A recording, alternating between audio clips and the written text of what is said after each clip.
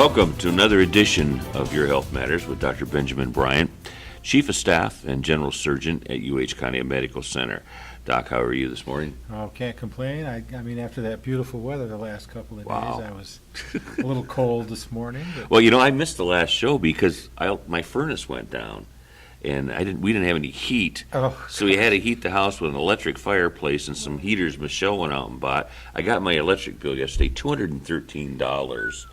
So it wasn't a good week, but Burdick's Plumbing put us back together again, so we're back in business. oh, that's good. Yeah, That's good. sorry to miss that show. Well, that's all I right. see we have Jessica with us this morning.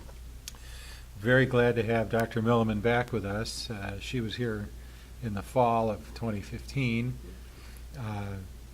She is going to explain who she is, what she does, and where she sees patients. She's with University Hospitals. And then she has some topics that she wants to cover this morning that are the sorts of things that the public really needs to know about. It's a way, she's going to be talking about ways to prevent serious problems and also how to deal with things as they come up. So, Dr. Milliman, you are a podiatrist. I am a podiatrist. That is a doctor of the foot and ankle. Very So good. I have, as Dr. Bryant just said, I'm a physician with University Hospitals, and I have 3 office locations. I have one in Conneaut, which is in the physician's suites here, as well as Ashtabula, the urgent care center. There's some office buildings in there. And then Geneva Medical Center in the physician's suites in that hospital as well. So she really serves the Ashtabula County and hmm the eastern flank of UH, as we call it. I also visit patients in nursing homes as well. Oh, I didn't realize you did that. Mhm. Oh, that's great. hmm That's really great. I know a lot of people that as we get older experience problems with their feet, and it can be very frustrating, have that pain and that sort of stuff. Right. So diabetes is what's really important. Unfortunately, the prevalence is pretty high nowadays. So with diabetes, it can affect your arteries and your nerves. And the feet are the furthest from our body. So the feet is what really can get affected with diabetes. So, we really stress, I know the primary cares around here do a really good job of, any patient that's just diagnosed with diabetes to make sure that they, schedule with an eye appointment as well as a foot appointment to a podiatrist. And we go over and do a foot exam, and I discuss why it's important for diabetics to come see podiatrists. I always give patients a handout, as well, because once you're in the doctor's office, you get information and it's overload. So I always make sure that you walk out with a piece of paper to kind of go over what we discussed. Now, I'm going to be willing to bet that there are a lot of people who have diabetes who are watching this broadcast who have not been told why it's important that they see a podiatrist, even if they think there's nothing going on with their feet. Right. Why is it important? Maybe we could help people to understand that. Well, diabetes can affect your nerves, like I just stated, and what that means is you're not going to have the sensations in your feet that you normally would, and that's really important because if you're not having that sensation in the bottom of your feet, you could be walking in inappropriate shoe gear, you could have a wound on the bottom of your foot and not realize it. You could step on a nail and unfortunately not realize there's a nail in your foot until, a day or two later. So there's a decrease in pain sensation. Correct, So yeah. people don't even realize if something Right, is happening. right. And because you don't have that pain sensation, you don't realize that there's a problem. And that's why it's really important to come in, because there's ways, non-painful ways, we can assess what your sensation is, how great you can feel in the bottom of your feet. Are their feet actually numb? Yes, yeah, Really? and that's you don't always have that numbness sensation, but you can. Another sign of neuropathy is numbness, tingling, and burning sensations in your feet, and that could be really I painful. was going to ask you about that, Yeah, neuropathy. right. Is that associated with diabetes? Is that something? It can be, yeah. Neuropathy is a whole different side as well, because you can also, it could stem from problems with your back. You could have neuropathy from long-term alcohol use. Yeah. So there's different causes for neuropathy. I know my brother-in-law had to be tested for diabetes because he has neuropathy. He didn't have diabetes. Oh, well, that's good. But he does have problems with his feet, Right. you know. We actually talked about this last time as well, but just to touch on it, being with the UH system, I am able to see all the notes of the different UH physicians. So I'm able to see the labs and see what your values are and how well your diabetes is controlled. Okay. I'm glad you brought that up. That is something that I think it really is helpful for the public to understand. This idea of a single unified medical record. That's a huge advantage to patients. What she's saying is correct. Any doctor within the entire UH system, whether they're in Cleveland or way over on the west side or us or anybody, can see everybody else's notes, can see all the labs, all the studies, and so the physician that you see is going to be very current with everything that's happened to you, all the testing that's been done, and that means two things. Number one, less likely to miss something. Number two, less likely to repeat something that doesn't need to be repeated. Right, because it's wasting already money. been done. Right.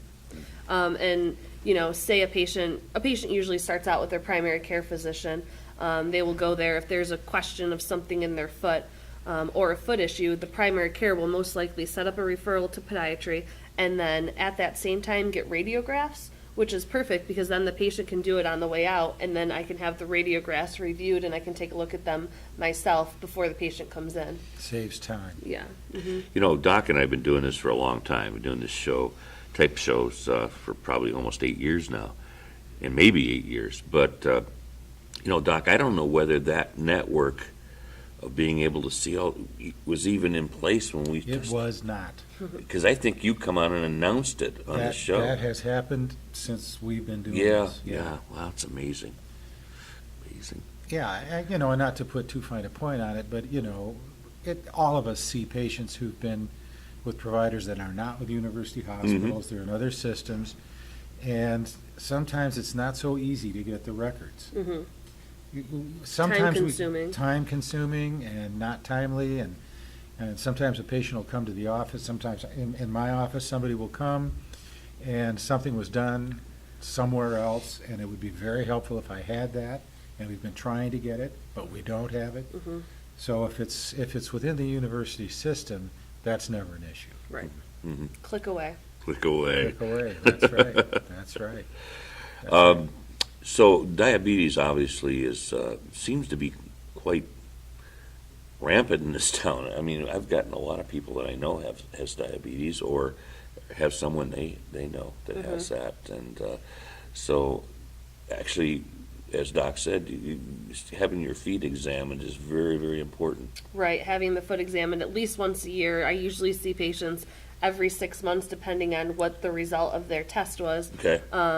You know, there's some patients where if you have diabetes and lack of feeling in your feet, such as that neuropathy, you know, it's tough for them to clip their own toenails. So I will see patients on a 9-week schedule just to take care of their nails and as well as just do an exam every time they come in just to assess and, you know, Gotcha. make sure they're not rapidly declining and just make sure everything looks okay. You know, there's another aspect to this nails, to having somebody who really knows what they're doing take care of your feet and your nails if you're a diabetic. This lack of blood supply has a lot to do with susceptibility to infection. Right. Is that not true? It is, as well as if you have the neuropathy and you're trying to trim the nails on your own. You know, as we get older, your nails get thick and harder and really hard to trim with the little nail clippers you can buy Sure. over the counter. So it's very easy for patients to cut themselves while trying to cut their nails. And, you know, just that break in skin is just an increased risk for infection. There's a lot of bacteria in the feet. They hide out under the nails. Right. And so basically, if you're not careful, when you're trying to cut your nail, what you do is you inoculate yourself. Exactly. And with diabetes, your immune system is compromised and that, you know, it's just harder to fight off infections and you're just creating an infection by doing something like that. I can't remember if it was you that told us during a past interview or not, but one of the podiatrists we've interviewed said that you shouldn't walk around the house without Without bare feet. Yeah. with bare feet. Yeah, that was. No, Dr. Was it- Milliman. was- You always want to have something protecting your feet, whether it's a pair of slippers. I recommend patients getting a pair of shoes for indoors, you know, Yeah. indoor shoes, just to get that your foot supported and protected. Because my wife has a habit of walking around bare feet, and I told her that what you had said, and she just feels comfortable doing that. I don't. I have to wear either a slipper or a Right. sneaker or something like that. Right. So Yeah, it's always good to have something on your feet especially if you lack that sensation and feeling. You want to make sure that there's a barrier between your foot. So when somebody comes in to see you and you look at their feet, for example, you can tell if their shoes aren't fitting right. Right. One thing, I don't think patients really understand how important appropriate shoe gear is. You have the patients that come in with the shoes that have flex or they're a little bit more flexible, but then their feet are painful with that. I always take a shoe, and if I can bend it in half, I say that's not a supportive shoe gear. You're just kind of, they're comfortable, but you're not getting support, so your bones are just kind of rubbing on each other, and that's, if you don't have the proper support, then your feet hurt. Your feet can hurt. Making sure that the toe box is wide enough, because that Right. can kind of squeeze your toes, and that can become painful. So, and not every shoe is going to be the same size. I have a pair of shoes that I've 7 in. I just bought a pair of 8s today. yeah, right, So, right. not today, last week. Back in the day when Dr. Bryant and I were young kids, they used to measure your feet when you went to buy I shoes. remember that. They don't do that anymore. Yeah, length and width. I Right, remember right, that. yeah. They don't do that anymore, so you're pretty much on your own. And, I actually wore a shoe that was one size too small for like a year, and I couldn't understand why my feet were hurting, and I had it checked out. Here I wear a 10.5, and I was wearing a 9.5, and it made a difference. Yeah. I mean, it bothered me, and, Right. it hurt. Another certain insurance companies will actually cover a pair of custom shoes with inserts. Really? Yeah. So I send a lot of patients to Artificial Limb Brace. They are out in Saybrook on Route 20. Okay.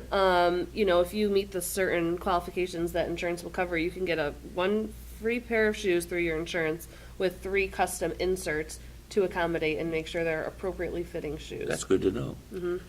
Now, this may seem like a lot of fuss, but Dr. Milliman and I, certainly Dr. Milliman knows what's lurking behind the scenes on this. What can happen to a diabetic if they get an infection in their foot? If it's not caught early enough, and able to be managed with medications, the unfortunate fact is that it can lead to amputations. And it's really hard because, you start with one small amputation and then your likelihood of just, increasing the rate of amputation on other parts of the leg is Wow.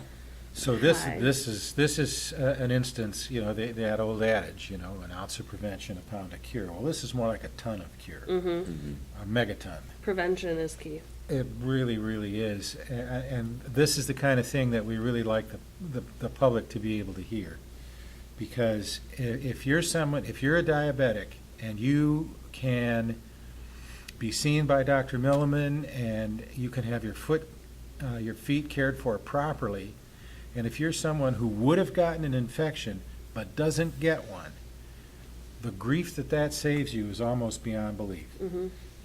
With these infections, the body can't fight them. You don't have the pain, so you're injuring it even while it's infected. Right. Then it gets into the bone.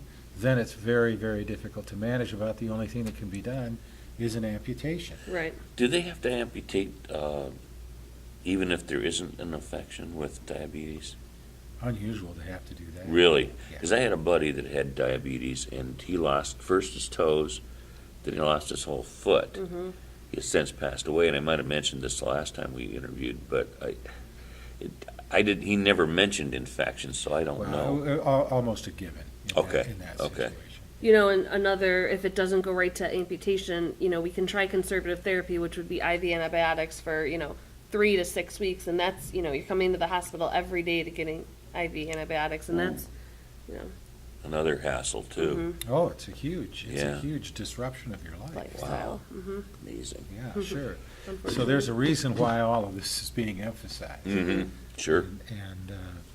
And a patient comes into your office, okay, here's a diabetic person that is hearing this now, and they're saying, gosh, maybe I better take this seriously.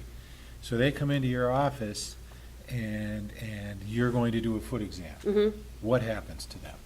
We go through the 4 sections of of the exam. There's a vascular portion, so that's assessing the blood flow.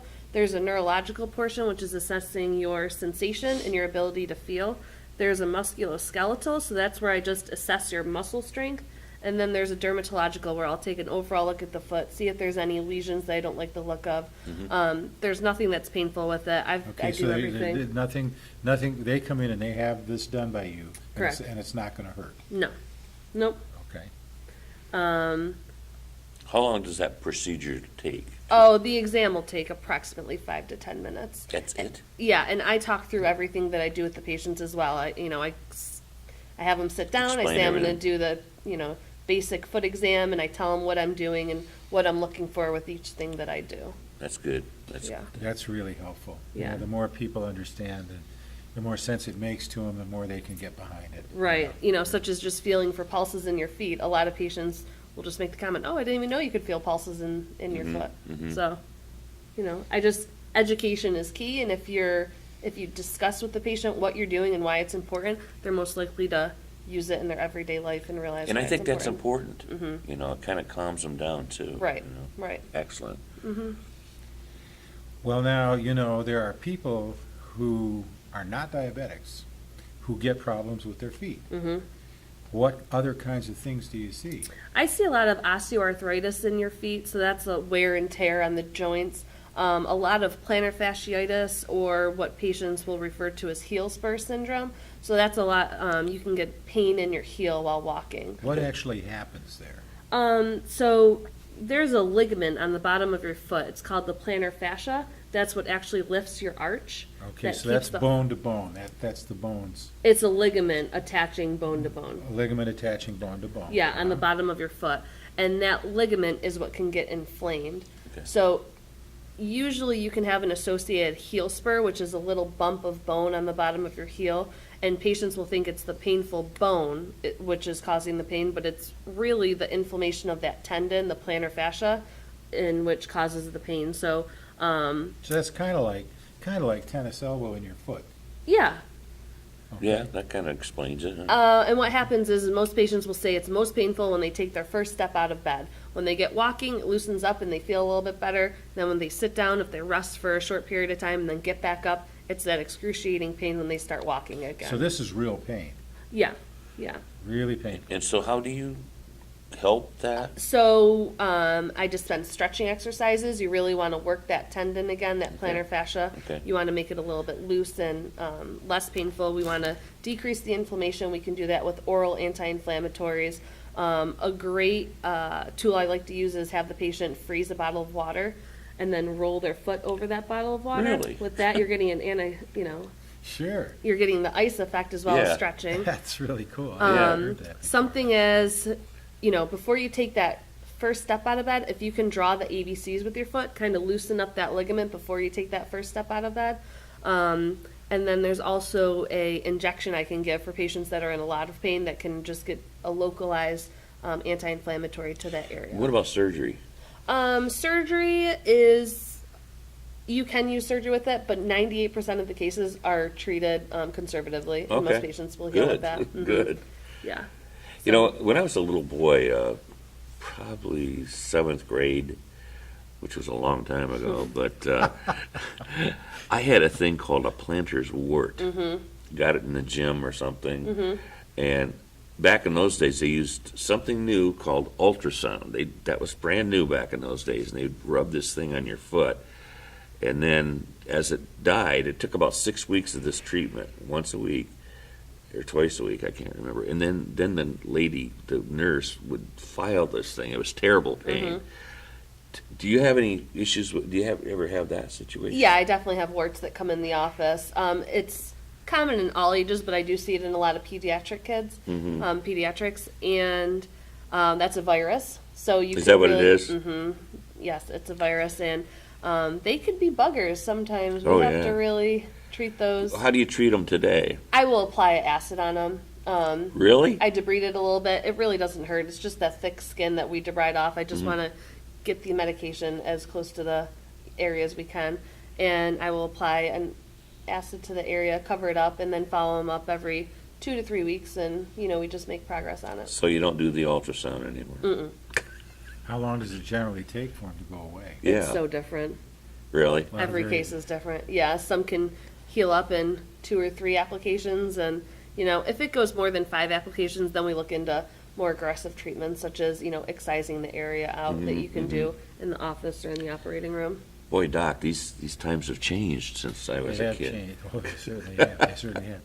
Yeah, those are no joke. Those are pretty painful. Oh, I mean, God, as you it- know. it And was can bad. spread easily. Once. Oh, it can. it- Are they catching? I mean, can you? Yeah, if someone, if from sharing shoes, from, sharing a shower or a bathtub with someone. It's So a I shower, suggest yeah. always Lysoling the pair of, the patient's shoes, letting them dry for at least 24 hours, Okay. and just rotating shoes. Okay.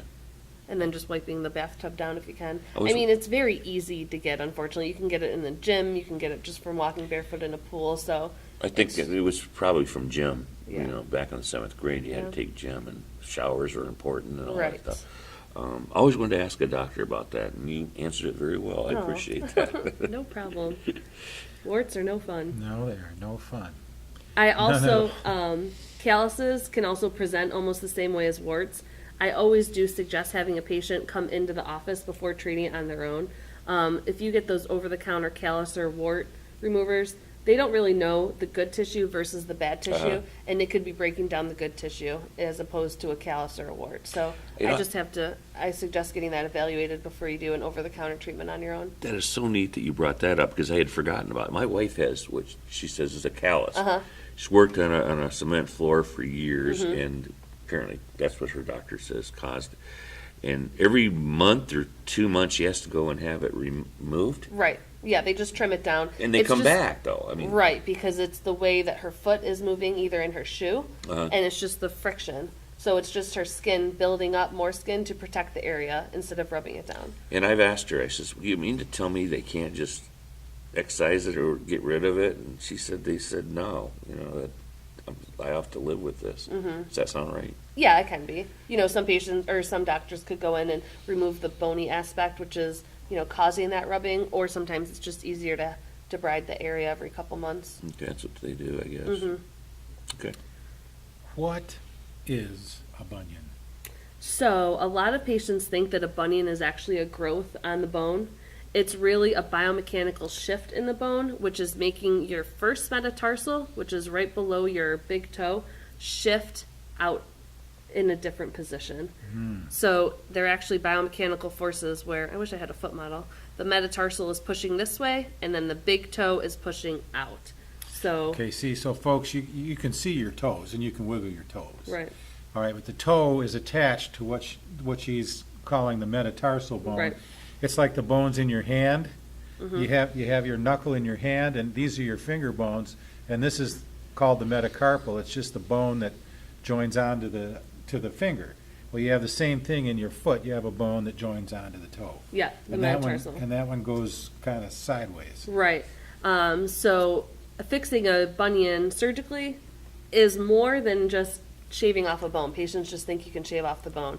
You actually have to make a cut in the bone, slide the bone over, and then you fixate it. Now there are tons of different procedures for a bunion. It depends on the severity of the bunion, but in short, a lot of patients think that the bunion is just a bone growth, a bone spur essentially on that big toe, and it's not. It's actually a shift in the bone. And those, can they be painful, bunions? Yeah, they can. For the first step, you never really want to jump to surgery for a solution. So if patients come in, I would have them try and put them in an orthotic to delay the progression of a bunion. What's an orthotic? Oh, yes, we haven't covered that either. It is an insert in your shoe that can help your foot function in a more biomechanically sound way. So just giving your foot the proper support that it would need. Okay. And each orthotic can be based off of a patient's foot type. No one foot is made the same. Oh, okay, so there's different orthotics. It's not like one size fits all. Correct. Any more than shoes are. Right. Okay. Yep. And you can even get custom orthotics. Some insurance will cover those, some won't. It all depends on what type of foot issue we're having. What is a hammer toe? Hammer toe is more of a contracted digit. So that's a tendon dysfunction to where it can pull your toe up, Okay. and instead of having your toes lay flat, they they lay more like that. Really?